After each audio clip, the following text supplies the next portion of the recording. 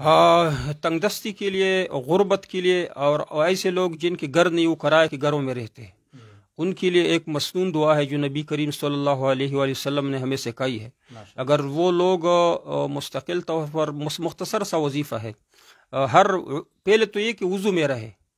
وضو ٹوٹ جائے تو نہیں وضو بنائے، وضو میں رہے تو وضو کے درمیان یہ دعا پڑھے، اللہم اغفر لی ذنبی ووسع لی فی داری وبارک لی فی رزقی۔ اس دعا کے برکت سے یہ ایک تو مسنون دعا ہے، ثواب ہے۔ دوسری یہ ہے کہ جس کا گھر نہیں، اللہ تعالیٰ ان کو وسیع گھر عطا فرمائے گا۔ اور یہ کہ جس کا رزق کی تنگی ہے، نوکری نہیں ہے، سروس نہیں ہے، یا ان کو مزدوری نہیں مل رہی، یا ان کا دکان ہے لیکن اس میں برکت نہیں، یہ سارے پریشانیاں، دنیاوی پریشانیاں اللہ تعالیٰ اس مختصر سی دعا سے دور فرمائے گا۔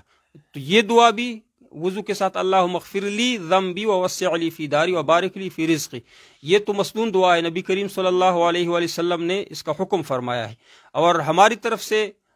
بھی تصوف کے منزل سے اگر کسی کو اجازت چاہیے تو ان لوگوں کے لیے خاص بالخصوص اجازت ہے جو ہمارے پیج کو شیئر کرے اور لائک کرے، یہ دعا صدقہ جاریہ سمجھ کر لوگوں تک پہنچائے، تو اللہ کی فضل سے گارنٹی کے ساتھ گھر بھی اللہ تعالیٰ کچھ دنوں میں عطا فرمائے گا، نوکری بھی عطا فرمائے گا، نوکری ہے یا دکان ہے تو اس میں برکت بھی اللہ تعالیٰ عطا فرمائے گا۔ جی۔